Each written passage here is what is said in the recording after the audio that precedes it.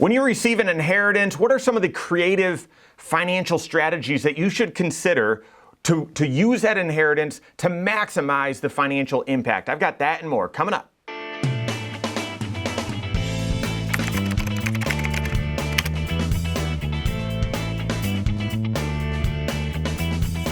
My name's Mike Bernard. I'm the host of the Wise Money Show. I'm also one of the certified financial planners right here at Korhorn Financial Group. Make sure you hit that subscribe button, turn on notifications, and smash that thumbs up button. If you are in a position to receive an inheritance from a loved one, from a family member, how can you use that money to really accelerate the financial progress you're trying to make? And I get it. We've all lost loved ones. Emotionally, it's just awful. It's challenging. But you know, there are financial decisions, financial consequences as well, and certainly the immediate financial decisions about, managing the affairs and going through the process of the will and probate and all that sort of stuff. And hopefully the individual had everything organized and teed up and they had a plan in place. That makes, if you go through a situation where you're helping to administer the process for a loved one after they pass away and it's not cleaned up, it's the best, it's the easiest motivation for you to get your situation, your estate plan in order. And so I've just heard way too many just awful experiences, okay? So you've got those financial decisions, but then the financial decision of if you happen to receive an inheritance, if there's some sort of financial benefit to you, you receive some dollars. What are the big financial decisions that you can make to help those dollars be a blessing to you and not have them? I hear this all the time. People come in after receiving an inheritance and I don't want to squander it. I don't want the dollars to just slip through my fingers and I don't want to make a financial mistake. So how can you use those inheritance dollars to really accelerate the financial progress you're making as opposed to squander it? And let's face it, the squandering is actually sort of the default thing that happens. People either blow it, they end up spending the money on short-term fun or an experience, something like that, and they look back on that and have felt that they squander it. Or, so if they don't blow it, they then freeze. We see this a lot where, okay, I received this from mom and I just can't touch it. I've got to leave it the way it was set up for her, and this is how she wanted it, and I'm not supposed to touch it. And so it sort of has this sentimental value, but you freeze and treat it more like an antique. And that,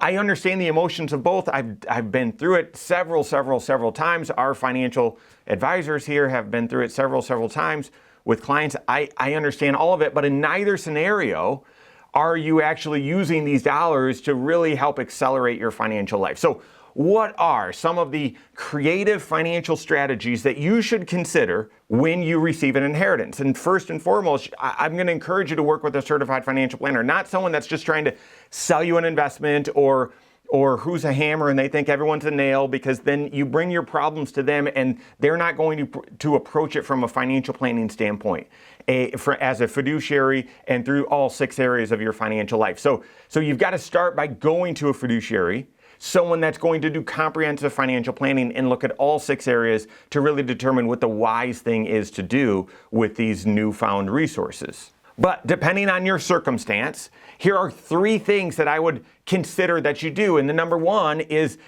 I would clean up your present financial position. And I get it. Oftentimes there's the desire to use some inheritance to pass along a gift to the next generation, understood.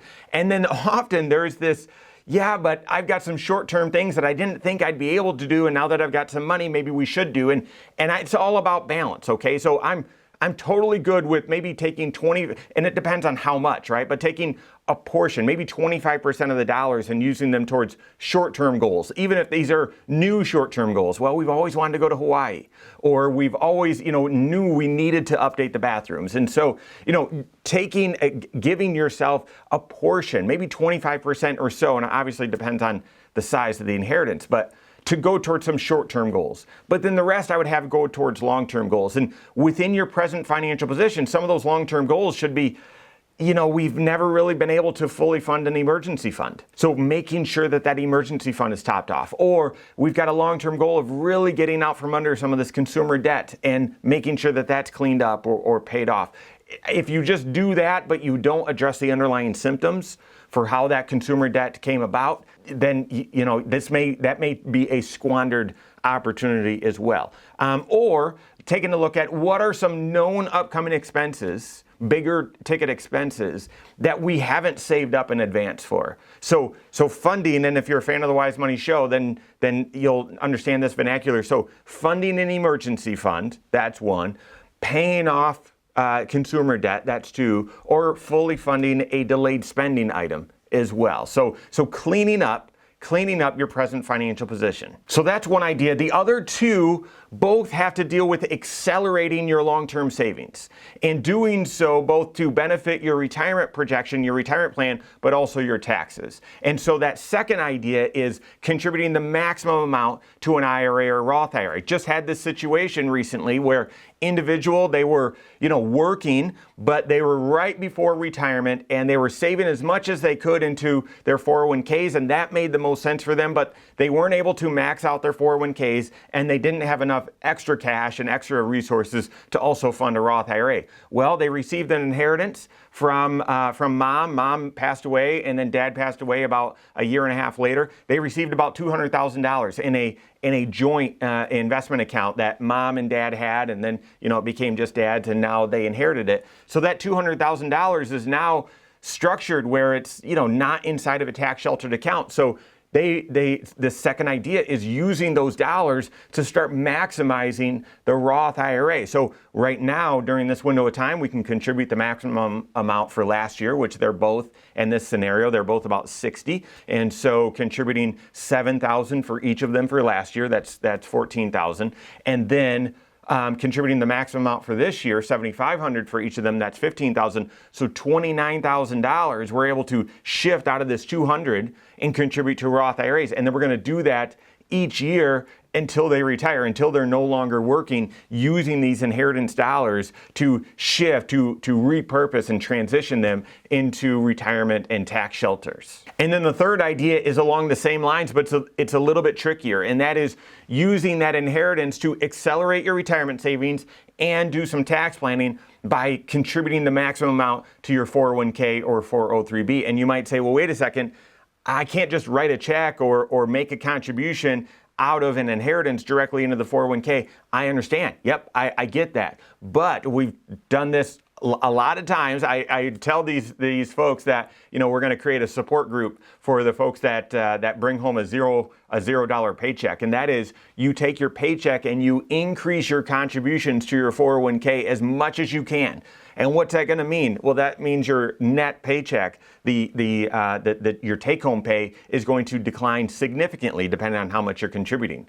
Well, then you set up an automatic, and automatic is key, withdrawal out of that inheritance to help buttress or help supplement what you were taking home in your, from your paycheck, so that the net cash flow difference is the exact same, but you've got more. Basically, you're pulling money out of that inheritance and contributing extra into your 401k, and it's a roundabout way, a two-step way of using that inheritance to contribute the maximum amount into your 401k or 403b. So why do that instead of do that Roth IRA? Well, in many cases, it makes sense to do both, by the way, but you're eligible to contribute more to a 401k than you are to a Roth IRA. I mentioned this couple, they're both 50 or older, and so they could contribute $7,000 for last year, $7,500 for 2023 and beyond. Well, a 401k contribution, if you're age 50 or older, is $30,000 for 2022, $30,000. So your contribution, so in this instance of receiving an inheritance of $200,000, it's going to take several years to get all of that, or the majority of that, or a lot of that into a Roth IRA. Well, if you increase your contribution to the 401k and that reduces your take-home pay, but you're able to stuff $30,000 into a Roth 401k or into a 401k, that's allows you to get even more of that inheritance into tax shelters quicker, okay? Especially if you're married, where each of you can do 30 grand, that can help transition and pivot those dollars into tax sheltered accounts much more quickly. So those are 3 ideas, 3 different tax planning strategies when you receive an inheritance to make sure that you don't squander those dollars and help them be an accelerant, help you make great financial progress towards your long-term financial goals. Work with your certified financial planner on that. Do either of those 3 make sense, or is there a different structure or a different approach that you should take when you receive an inheritance? Work with your CFP on that. If you don't have a CFP on your team, contact one on my team. Find us online, Korhorn.com. That's Korhorn with K. WiseMoneyShow.com. You can find us there as well, or give us a call, 574-247-5898. All right, there you have it. Go out and take your next wise step in your financial life.